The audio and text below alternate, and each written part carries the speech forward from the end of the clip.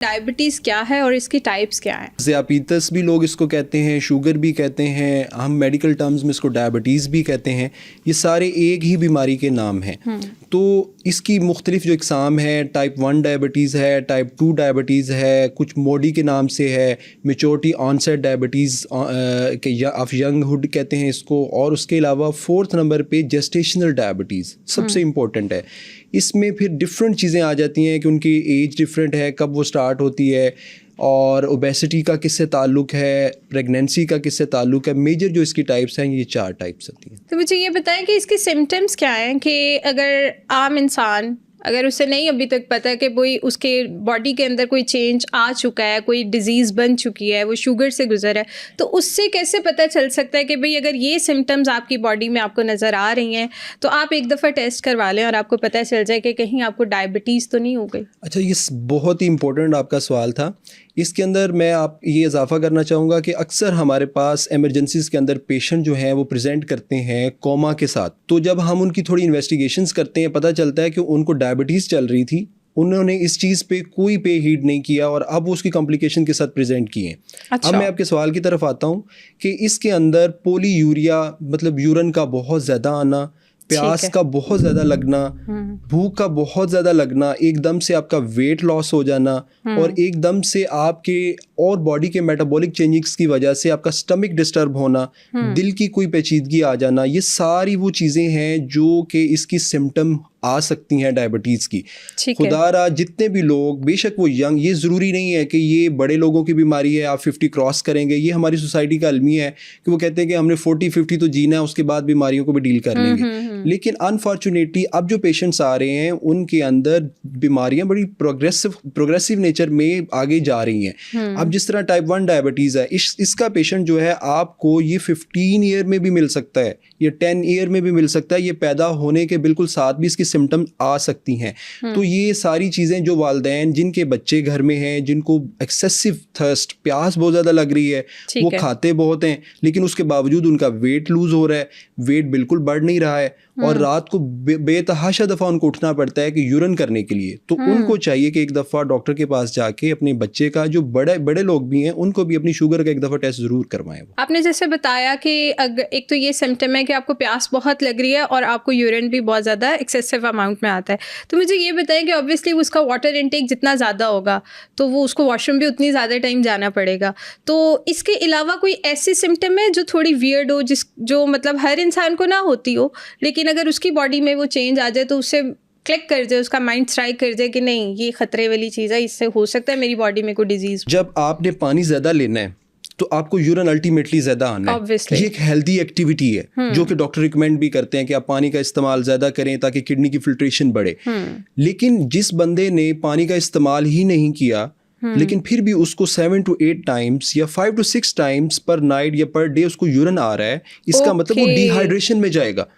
جب وہ D hydration میں جائے گا تو سویئر ڈی ہائیڈریشن آپ اندازہ لگا لیں، جب ڈائریا ہوتا ہے آپ کو 10 ٹول ایک دن میں اگر آ جائیں تو آپ کی کیا صورتحال ہوتی ہے؟ ڈیزینس ہوتی ہے، سر درد ہوتی ہے، لیتھارجی ہوتی ہے، پورے جسم کے پٹھے درد ہوتے ہیں. تو اگر پولی یوریا زیادہ یورن آنے کے ساتھ آپ کو ویکنس محسوس ہو رہی ہے لیکن آپ کا انٹیک نہیں ہے پھر بھی یورن آ رہا ہے، تو یہ ایک بڑی الارمنگ سمٹم ہوتی ہے. ان سچویشن میں پیشنٹ کو ضرور توجہ دینی چاہیے کہ یہ شوگر ہو سکتی ہے. 30 تک یا 35 تک آپ کی باڈی میں ایسا کوئی سمٹم نہیں آیا، آپ بڑا ایک نارمل لائف اسٹائل گزار رہے ہیں، اس کے بعد کیا آپ کو ایک دفعہ اپنی یہ چیز ٹیسٹ کروانی چاہیے کہ آپ کی باڈی میں کوئی پرابلم تو نہیں آ گیا، کوئی ڈیزیز تو نہیں بن گئی، کہیں آپ شوگر یا بلڈ پریشر جیسے مرض سے تو نہیں گزرے؟ جتنی بھی پاپولیشن ہے جب وہ 25 ایئر کو ٹچ کرتے ہیں وداؤٹ اینی سمٹم، کچھ بھی نہیں ہے ان کو، لیکن ان کو اپنی باڈی کی پروفائلنگ، یا جب بھی وہ شادی کرنے لگتے ہیں اور ان کو اپنی باڈی کے ایک دفعہ سارے ٹیسٹ ضرور کرانے چاہیے. ڈائبٹیز جو ٹائپ 1 ہے اس کی بھی یہی سچویشن ہے، کیونکہ شروع کے اندر تھوڑا سا باڈی کے جو بیٹا سیل ہیں پینکریاس کے، اس میں ریزرو ہوتا ہے انسولین کا، لیکن وہ جب تک ریزرو چلتا رہتا ہے، یہ آپ سمجھ لیں کہ ایک فیکٹری آپ کے جسم میں اللہ تعالیٰ نے بنائی ہوئی ہے، اس سے انسولین پروڈیوس ہوتی ہے.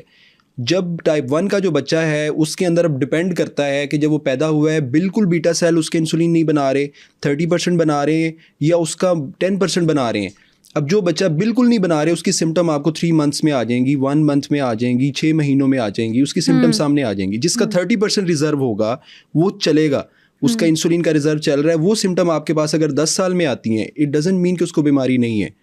تو اس کا مطلب ہے کہ اس کی باڈی تو اس کو کمپنسیٹ کر رہی ہے, لیکن اس کمپنسیشن کے دوران اس کے آرگنز ڈیمیج ہو رہے ہوتے ہیں.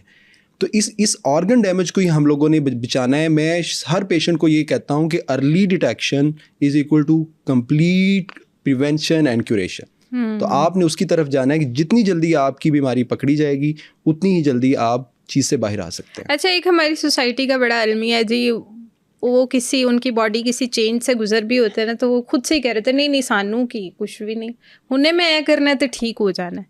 مطلب وہ ٹیسٹنگ کی طرف نہیں جاتے, وہ ڈاکٹرز کے پاس جلدی نہیں جاتے کہ بھئی ان کو جلدی اس چیز کا پتہ چل جائے.